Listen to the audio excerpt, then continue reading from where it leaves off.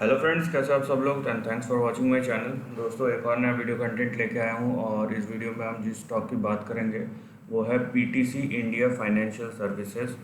और मेरे हिसाब से आपको ये स्टॉक अंडर ऑब्जर्वेशन रखना चाहिए। क्यों रखना चाहिए उसके रीजंस भी बताऊंगा, और जो करंट चार्ट पैटर्न है उसके बारे में तो हम डिस्कस करेंगे ही करेंगे। देखिए, इसका जो फाइनेंशियल्स है वो अभी फ़िलहाल रीज़नेबल है। अब एक बात देखिए कि अभी फाइनेंशियल्स है, जैसे नेट मार्जिन फ़िलहाल रीज़नेबल है। लेकिन मैं या फिर रिटर्न ऑन इक्विटी देखिए, 2018 नेगेटिव था फिर पॉजिटिव हुआ।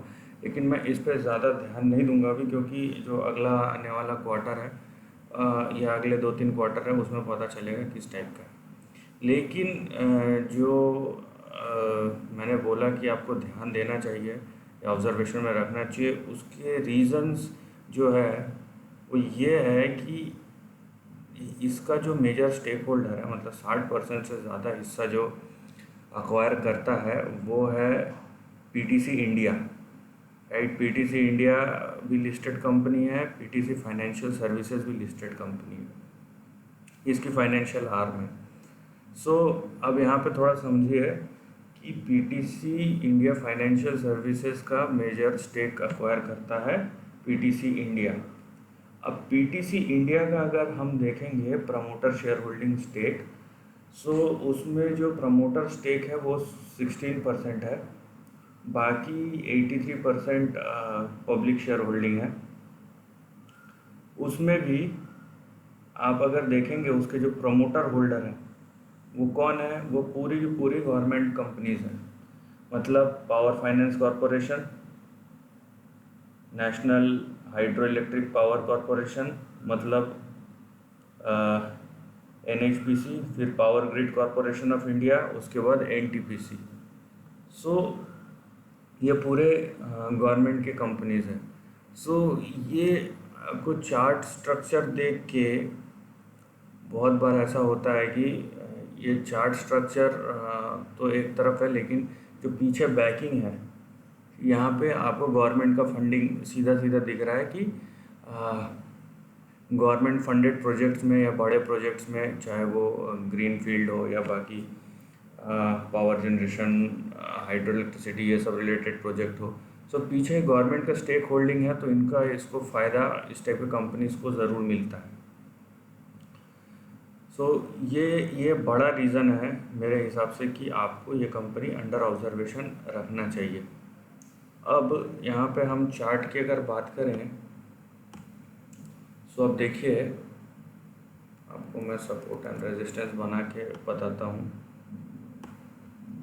यहाँ पे ये जो आप देख रहे हैं,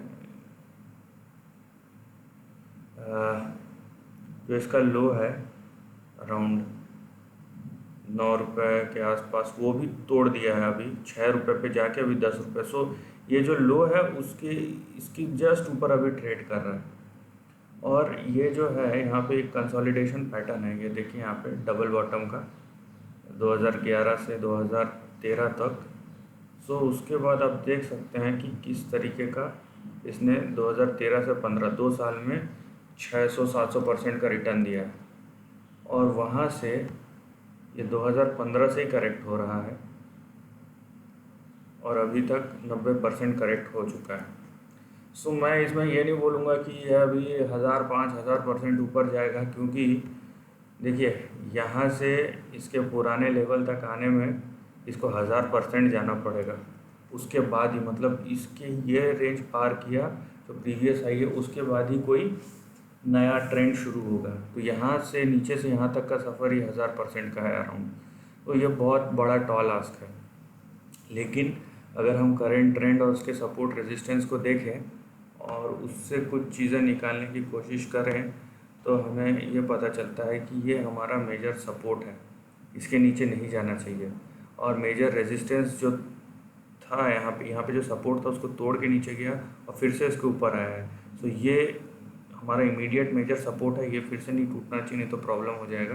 अगर टूटना मतलब ये नहीं कि नीचे नहीं जा सकता, नीचे जाके वहाँ पे नीचे ही होल्ड कर रहा है, ऊपर नहीं आ रहा है, तब प्रॉब्लम हो जाएगा। और दूसरा है कि ये हमारा इमीडिएट रेजिस्टेंस है 13 के आसपास। सो ये रेंज अभी इस रेंज में है, ये ऊपर ये वाला रेंज और नीचे वाला रेंज इस रेंज के बीच में घूम रहा है। सो हमें जो है इस रेंज को अभी लेके चलना पड़ेगा। ये रेंज पार हुआ उसके बाद फिर ये आपका रेजिस्टेंस, फिर ये रेजिस्टेंस, फिर यहाँ तक। सो मैं जो प्रोबेबिलिटी देख रहा हूँ मैं फ़िलहाल यहीं तक रखूँगा कि इंटरमीडिएट टर्म में, ये इंटरमीडिएट भी 1-1.5 साल 2 साल का हो सकता है, क्योंकि 10 रुपये से 27 रुपये जाना आप समझ लीजिए। मैं अगर 10 रुपये से 27 रुपये बोल रहा हूँ तो ये भी करीबन यहाँ तक, तो ये भी करीबन 200% का रिटर्न है। सो जाहिर सी बात है ये भी 2 साल का है, क्योंकि इससे पहले भी देखिए यहाँ पे भी 2016 से 2017 तक 71% का आया था यहाँ पे बाउंस, तो 70-71% का, लेकिन ये 1 साल से ज़्यादा आता था। तो उसी हिसाब से आप जो है कि यहाँ पे देखिए ये एंगल जो है इसको तोड़ना पड़ेगा ऊपर से, फिर यहाँ पे इसको तोड़ना पड़ेगा, फिर इसको तोड़ना पड़ेगा। लेकिन मैं अगर ऑप्टिमिस्टिक भी होता हूँ तो मैं इससे ऊपर नहीं जाऊँगा, क्योंकि ये 200% यहीं से है।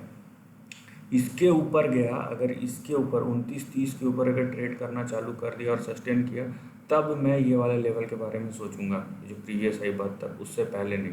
सो मेरा जो रेंज होगा ऊपर ये और नीचे ये बड़ा रेंज होगा, उसमें आपके अलग अलग इंटरमीडिएट टारगेट और सपोर्ट एंड रेजिस्टेंस बने हैं, जिसके बीच में आपको रहना है।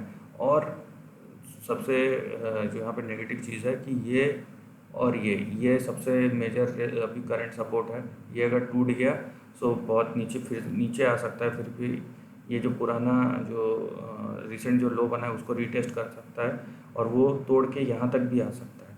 लेकिन इसके नीचे क्या है, ये 5-5.5 के नीचे तो बहुत बड़ा डाउन साइड आ सकता है, तो ये इसका रिस्क है। बट यहाँ पे तो हो गई इसकी बात, लेकिन वही मैं जो बोला कि इसके पीछे गवर्नमेंट सपोर्ट है। सो ये डिपेंड करता है, यहाँ पे जो कंडीशन है वो ये है कि इकोनॉमी में रिवाइवल, डिमांड में रिवाइवल, प्रोडक्शन में रिवाइवल जब होगा, ये जब की बात है, जब होगा तब जाहिर सी बात है ये कंपनी परफॉर्म करेगा, क्योंकि ये हम देख चुके हैं यहाँ पे 2 साल में किस तरीके का परफॉर्मेंस दिया, 600-700% का। तो ये कोई बड़ी बात नहीं है। और यहाँ पे अगर आप टेक्निकल ट्रेंड देखें, ये देखिए जो मैकडी है वो नीचे नहीं खसक रहा है, नीचे तो आ गया लेकिन वो स्टेबल हो गया है, राइट। सो और यहाँ पे भी अगर मैं देखूँ इंटरमीडिएट टर्म पे, ये मंथली का है, तो इंटरमीडिएट टर्म पे ये आपके जो RSI है वो नीचे आ गया है एकदम ओवरसोल्ड जोन पे। तो आप अगर यहाँ पे देखेंगे, ये ओवरसोल्ड जोन पे आने के बाद ये किस तरीके से ऊपर मूव किया था और मैकडी किस तरीके से गया था।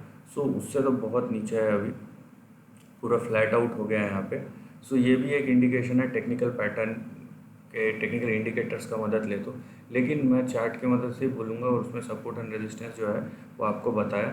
सो आपको ये स्टॉक अपने अंडर ऑब्जर्वेशन ज़रूर रखना चाहिए। तो दोस्तों ये एक छोटा सा वीडियो था PTC इंडिया फाइनेंशियल सर्विसेज के ऊपर, एंड आई होप आपको वीडियो पसंद आया होगा। अगर ऐसा है तो प्लीज़ मेरे वीडियो को लाइक और शेयर कीजिए, थॉट्स कमेंट सेक्शन में लिख के ज़रूर बताइए, और ऐसे ही नए कंटेंट के लिए मेरे चैनल को प्लीज़ सब्सक्राइब कीजिए। Lastly, take care of your family and friends.